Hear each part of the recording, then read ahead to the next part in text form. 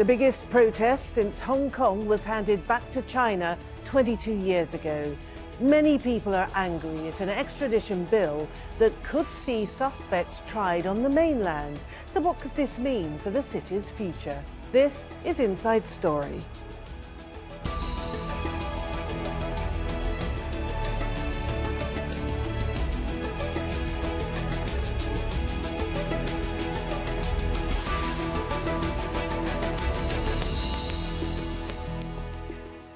Hello and welcome to the programme. I'm Martine. Now, a controversial plan has provoked a heated debate about the future of Hong Kong. The government has proposed a new law which would allow for suspects in serious crimes to be sent to countries where there's no extradition agreement. Now, this has led to the biggest protests since the semi-autonomous territory was returned to Chinese rule. That was in 1997. Organisers say 1 million people marched on Sunday. They're worried that China could use the law to target political opponents and have them sent to the mainland for trial. And they see it as yet another sign of Beijing eroding the former British colony's autonomy. The city's chief executive is defending the bill, though, and wants Parliament to pass it by the end of the month. We were told, we received feedback that these additional measures are effective in addressing the concerns of the stakeholders. And we will continue to do so. So there's no question of us ignoring views expressed in society. But Hong Kong has to move on. There are severe deficiencies and gaps in our existing system to deal with cross-border crimes and transnational crimes. There is sort of a very difficult area to understand why Hong Kong cannot have any mutual legal assistance on criminal matters with our closest neighbours. That is the mainland of China, Taiwan and Macau. We'll bring in our guests in just a little while. First, though, here's what the Chinese Foreign Ministry had to say about this proposed law. Firstly, the central government will continue to firmly support the government of the Hong Kong Special Administrative Region to push forward the amendments of the extradition bill. Secondly, China is strongly opposed to any external interventions in Hong Kong's legislative affairs. So, as we mentioned earlier, the UK handed back control of Hong Kong to China 22 years ago with a special agreement called One Country, Two Systems. China agreed to keep Hong Kong's economic and social systems in place and preserve its autonomy for a period of 50 years. That would end in 2047. This means the people of Hong Kong continue to enjoy many rights and freedoms that are not available to those on the mainland. And crucially, the city retains its independent judicial system.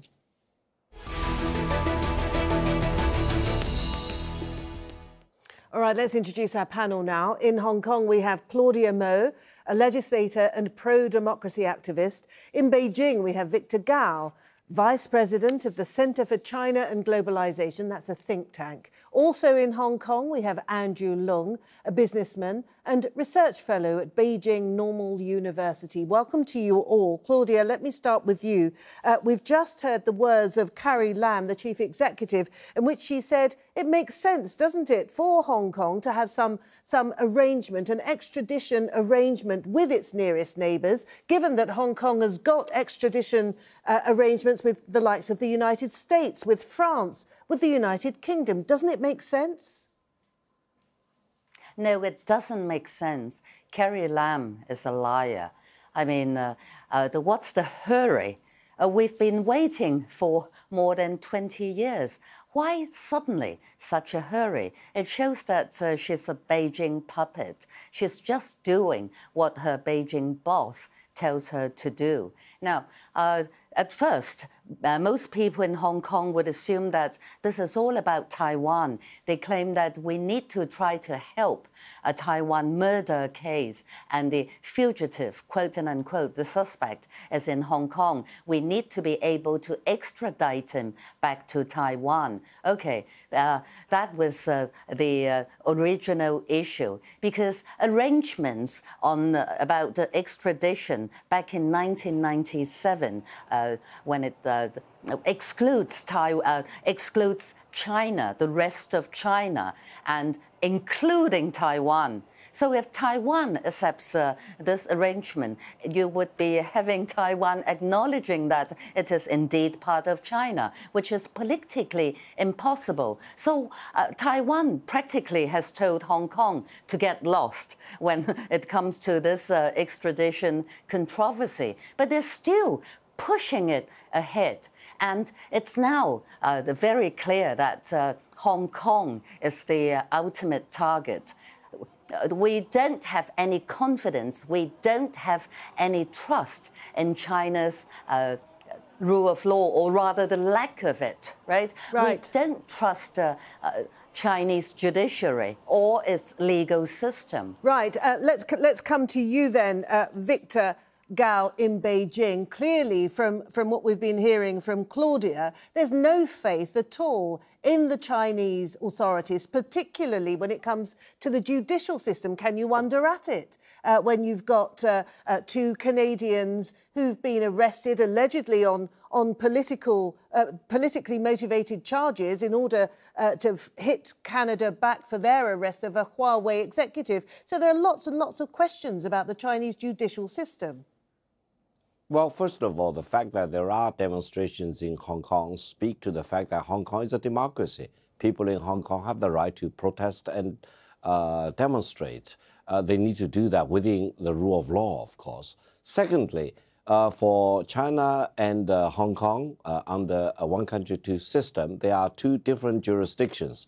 Hong Kong continues to practice what we call capitalism or democracy in a sense, whereas mainland China practices socialism under with Chinese characteristics. They are more or less two different jurisdictions. Now, for extradition bill to be executed between or among different jurisdictions, that's the rule of thumb in the world. Many countries or many regions have such arrangement. China have such extradition arrangements in practice or theory with many countries and regions.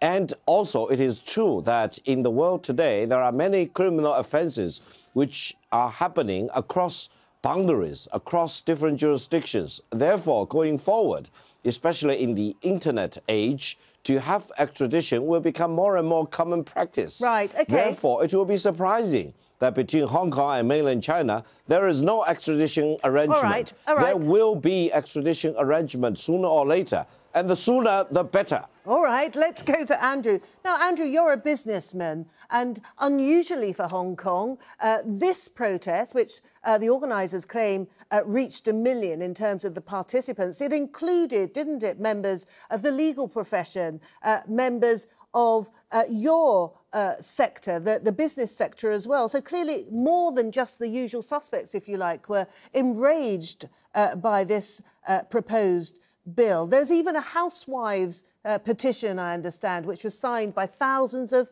housewives who are against this extradition bill. What is the objection to it from the business lobby in particular? Well, of course, from the business sector, as far as the business sector is concerned, the worry in the beginning was that a lot of businessmen have been operating in China for a number of years. And then, of course, there are certain kind of practices which could be regarded as normal in China, but actually could also be the cause for trump-up charges. So I think that the business community had expressed the worry, and hence that has led to amendments in the bill.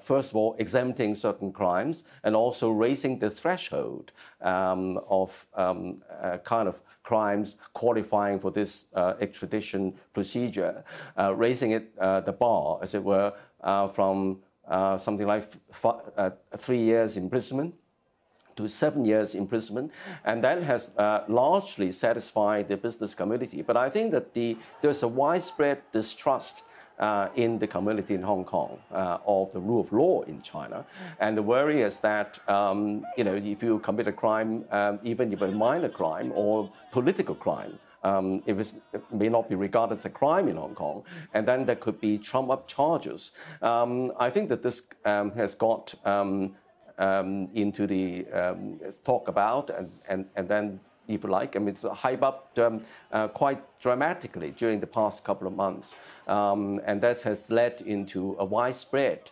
kind of worry, concern, if not anger. But if you look at it, as our co-panelists pointed out, China is having something like, I think, 40 extradition treaties with 40 countries, including a number of advanced countries like France, Spain, Portugal. And indeed, only about a week ago, Spain, of course, is an advanced country, has handed over something like 95 Chinese fugitives involved in international crime. Right. And then in recent years, quite a number of serious criminal fugitives are hiding in Hong Kong. Right, OK, you make a good point. And Claudia, let me put that to you. Given the transnational nature of much of modern-day crime, doesn't it just make sense? Isn't it logical? And given the fact that countries like Spain, which has a high regard for human rights and human freedoms, and they've handed over suspects to China, shouldn't Hong Kong follow in the path of Spain or of France? No. That's a completely different picture. When you talk about something between France and China, you're talking about something bilateral, nation to nation. Come on, Hong Kong is part of China. China is the sovereign country of Hong Kong. If they want our bookseller, you know, we all know the big Hong Kong bookseller story, right? If Beijing wants that bookseller to go back, you think Carrie Lam would dare to say no altogether? And I also noted one thing. Our Beijing speaker completely sidestepped your question about Chinese judiciary practices and things. And my second observation is about this Andrew, right? The businessman talking, saying that, there are now better safeguards. Now, listen, if you just look at how China has treated our Nobel Peace winner, Liu Xiaobo, you tell me you still have confidence? If China wants to snatch you from Hong Kong, not from France or Spain, from Hong Kong, you think you have a chance not to face extradition altogether? Trumped-up charges have been mentioned, and they can package any crime against you. There's no separation of powers in China. And they say the judiciary would only serve the executive branch, i.e. the government. So whatever happened to fair trial or, even more importantly, probably, the humane treatment of suspects? There's no such guarantees. Right. And that's the point, isn't it, Victor, really, is that what we're seeing in Hong Kong is the profound lack of trust in the authorities in China, specifically when it comes to the treatment of prisoners, of suspects, and the whole system of the judiciary. Please allow me to make several very brief points. Now, China, like all the other countries or regions, is not a perfect country or a perfect place. There are always problems. Fortunately, problems in China are being improved. There are less problems today compared with 40 years ago. That's number two. And I believe tomorrow China will be better than today. That's the mega trend. Now, thirdly, please allow me to emphasize that demonstrations, if they are conducted legally, should be perfectly fine. People, if they have grievances, go to the street to demonstrate. It's protected by the law in Hong Kong. The question is whether there are people who violate the rule of law and demonstrate illegally. That's the problem that we need to pay full attention to. But Victor, can I just interrupt and ask you? Can I just interrupt and ask you then? What about the case of the booksellers that Claudia mentions? I mean, there's fear. There's fear real palpable fear among many residents in Hong Kong because of cases like the booksellers who were disappeared mysteriously and then turned up on the mainland many weeks, if not months later, without any explanation as to how they've been taken. Allow me to make a very quick point. If you look at different countries in the world, there are always problems. In China, as I mentioned, there are problems. Our task is to really identify the problem and get the problems resolved and improved, rather than weaning and whining and bark at the wrong tree. Hong Kong, whatever it is part of China. And mainland China does not need to do anything but to declare that by 2049, Hong Kong will no longer be a special administrative region. Hong Kong will be just one of the cities in China. Then whatever you are complaining about will be dealt with very effectively. Therefore, the task is for people in Hong Kong to really wake up to the fact that Hong Kong is part of China, and let's work together to get the problem solved. All right, to come up with better solutions. Victor, extradition let's go is going to happen. Let's go back to Claudia. Claudia extradition will be handled properly. Claudia is dying to respond to you. Let's hear what Claudia has to say. Claudia. No, exactly the point here. We are still free to protest. That's why more than 1 million people took to the street. We better do it while we still can. That's the idea. You would say you're still openly, very publicly criticizing this and that and the other. It tells you how free you are in Hong Kong, or up to a point.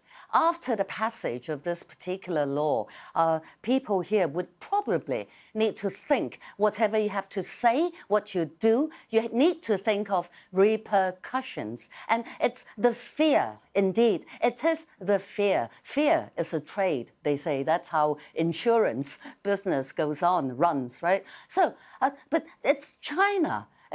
Basically, it's China that's trying to get this chilling effect around the society. Just watch out. Big Brother is watching you, and you know how to behave. We will lose the freedom of, the freedom without fear. Right. The freedom to just speak our minds.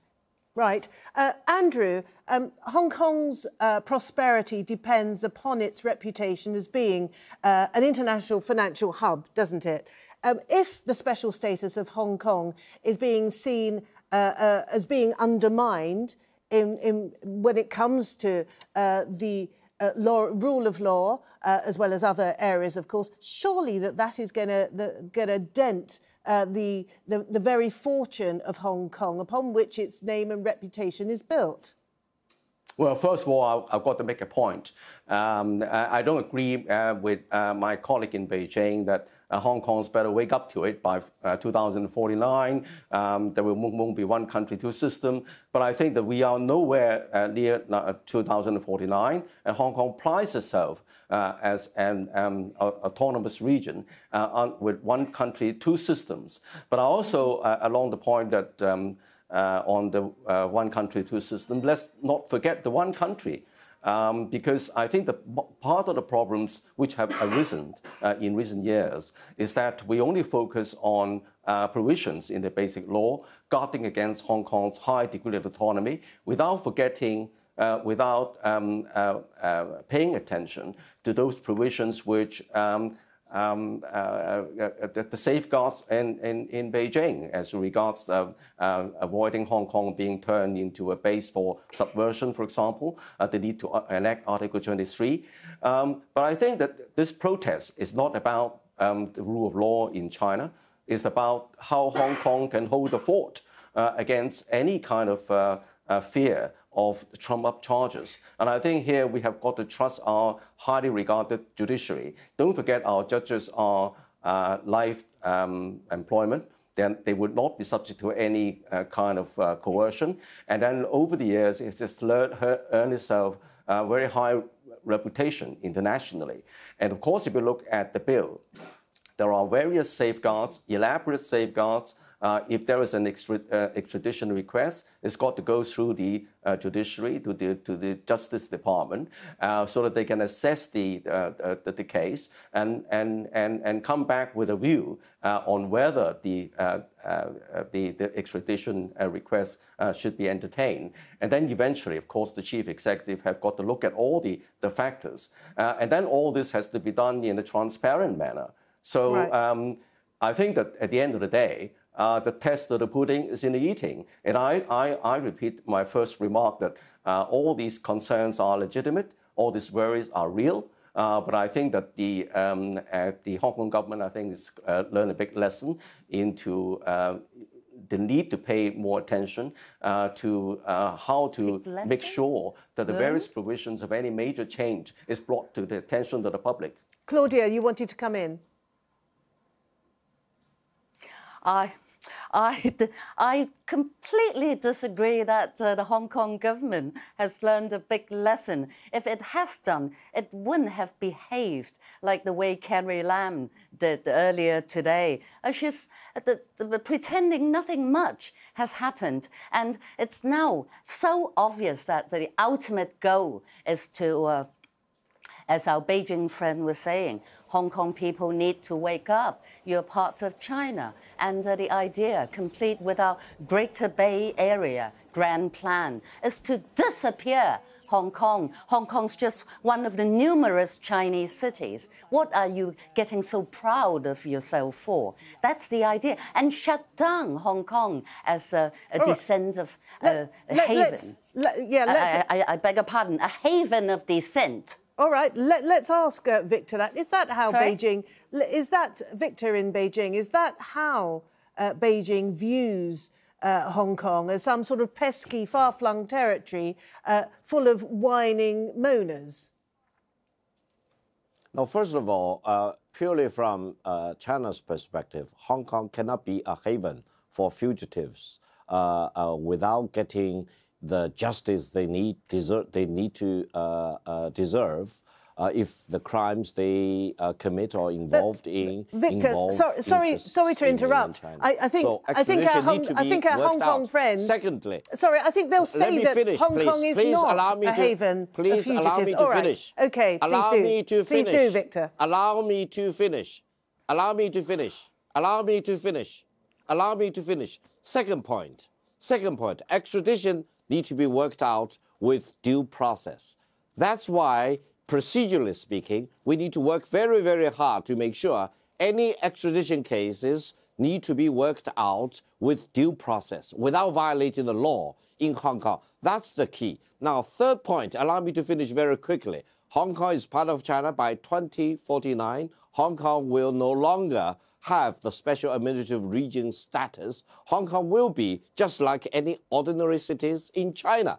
Hong Kong, compared with its neighboring city, Shenzhen now is already larger than Hong Kong in terms of the size of the GDP, in terms of the population. People in Hong Kong need to wake up to the need that they really need to figure out what's the best way to promote the economy in Hong Kong.